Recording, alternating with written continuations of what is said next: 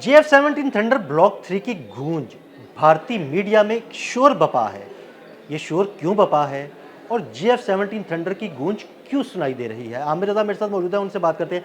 आमिर भाई, एक बड़ी ज़बरदस्त रिपोर्ट आई है, एक भारतीय मीडिया, एक भारतीय चैनल है उसकी, JF-17 थंडर के हवाले से, और उस पे पाकिस्तान और बांग्लादेश दोनों का जिक्र है और उनको ऐसे है जैसे सांप सूंघ गया है। हमारे नाज़रीन को ज़रा बताइएगा। देखिए, जब आप किसी को डरा लें तो वो जिससे डरा होता है, कहते हैं कि जो सांप का डरा हुआ हो वो रस्सी से भी डरता है।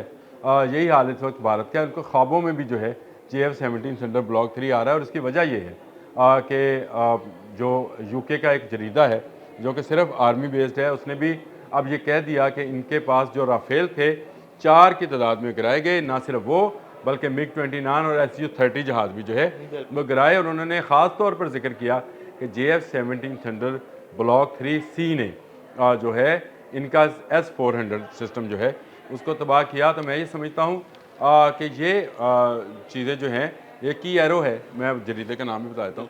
की एरो की ये रिपोर्ट थी जिसको बहुत सारे पाकिस्तानी मीडिया हाउसेस ने चलाया भी और ये हकीकत पर मबनी थी। उन्होंने खैर नंबर्स भी दिए हैं उन राफेल्स के जो गिराए गए हैं। वो तो ठीक आप हो मुझे गया। बताएं, अब मैं आपको अगली बात पे आते हैं। देखिए, नहीं, मैं अगली हमारे बात नाज़रीन बताऊँ। जिस चीज़ में इंटरेस्ट है हमारे नाज़रीन का, वो है भारत में क्यों मैंने मामला पहले मचा हुआ सबसे है। पहले तो आपको ये बताया अदील भाई कि डरते क्यों हैं, ये डर क्यों रहे हैं कि ये JF-17 थंडर ब्लॉक 3 जो है बांग्लादेश में जा रहा है। देखें, इस वक्त भारत के ख़िलाफ़ अगर कोई मजबूत तहरीक चल रही है तो वो बांग्लादेश में चल रही है, जहाँ पर इन्होंने एक नौजवान उस्मान का कत्ल किया और उसके बाद से इनका सफारत खाना घेरे में है।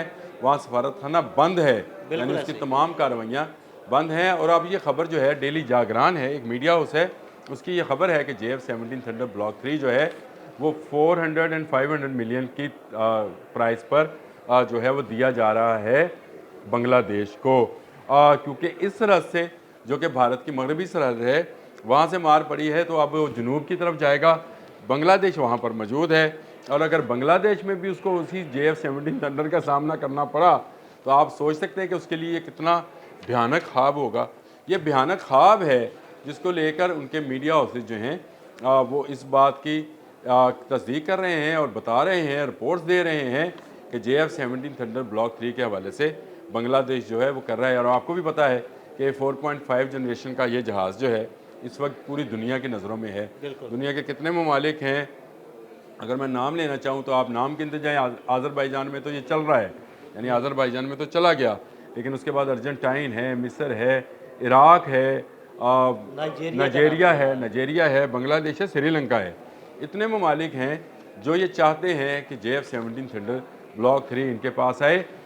बांग्लादेश के जो एयर चीफ हैं, जो आर्मी चीफ हैं, वो जब पाकिस्तान आए थे तो उन्होंने ज़हीर अहमद बाबर साहब से मुलाकात भी की थी, जो पाकिस्तान के एयर चीफ हैं, इनसे मुलाकात भी की थी। उसका भी उन्होंने हवाला दिया है और ये कहा है कि पाकिस्तान के साथ ये एयर चीफ के साथ मुलाकात सिर्फ इसलिए थी कि JF-17 थंडर ब्लॉक 3 जो है उसको ख़रीदा जाए। बहुत सारी खबरें आ रही थी, कभी कहा जा रहा था कि J-10C ख़रीदा जा रहा है, कभी कहा जा रहा था कि शायद टाइफून जो है यूरोपियन त्यारा वो ख़रीदा जा रहा है, लेकिन JF-17 थंडर ब्लॉक 3 के हवाले से जो खबर है उसकी अभी तक बांग्लादेश के सरकारी हकाम की तरफ से कोई तरदीद नहीं आई कि हम नहीं ख़रीद रहे।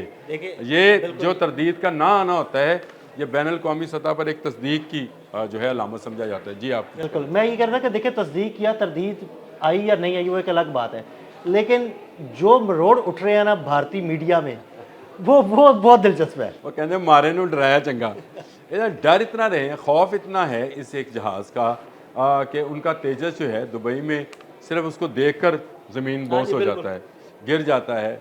और उसका तेजस जो है उसकी हवाइयाँ उड़ी हुई थी दुबई में, हालांकि सिर्फ JF-17 थंडर ब्लॉक 3 उस वक्त सिर्फ लैंड था वहाँ पे, उड़ नहीं रहा था हवा में। तो आप अंदाज़ा कर सकते हैं कि जब आपको मार पड़ती है तो आपको हर चीज़ से जो है खौफ आता है। मैं आपको एक बात बताऊँ, JF-17 थंडर ब्लॉक 3 एक तो पाकिस्तान की प्रोडक्ट है, दूसरा इसमें PL-15 मिसाइल है जिसकी रेंज जो है इतनी है कि भारत का कोई जहाज़ इसका मुकाबला नहीं कर सकता है।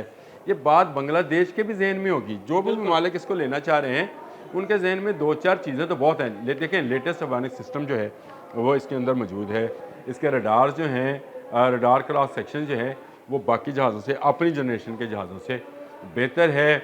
और फिर इसके बाद इस पर PL-15 है, इसका हेलमेट माउंटेड उसका डिस्प्ले है, यानी वो तमाम चीज़ें जो एक 5th जनरेशन के जहाज़ में या 4.5 जनरेशन के जहाज़ में हो सकती हैं, जैसे राफेल है, जैसे J-10C है, वैसी तमाम सहूलियात जो हैं इस जहाज़ में मिल रही हैं, जो उनसे तकरीबन आधी कीमत पर है। ऐसे ही है।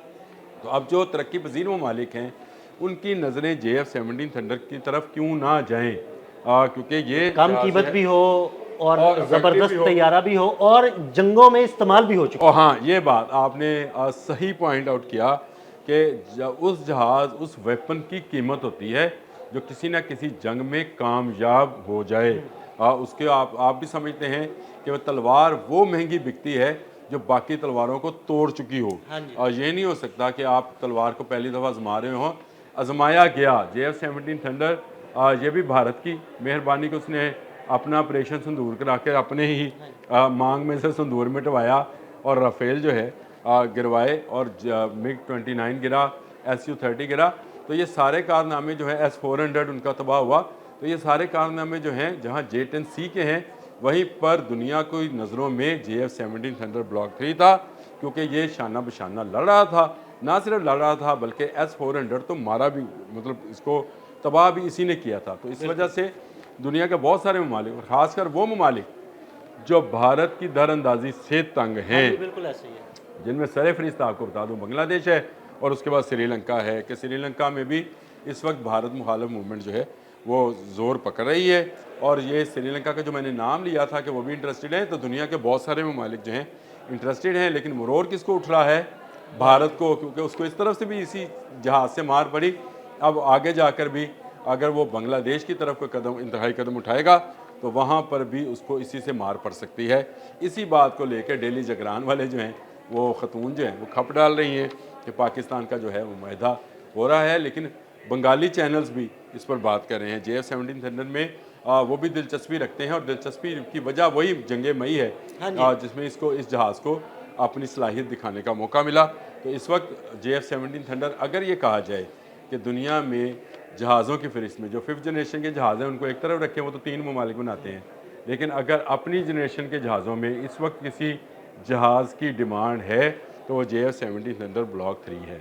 बहुत शुक्रिया आमिर रज़ा जी। बिल्कुल, आमिर रज़ा ने बड़ी तफसील के साथ आपको ये सारी कहानी बताई कि भारतीय मीडिया में क्यों मरोड़ उठ रहे हैं।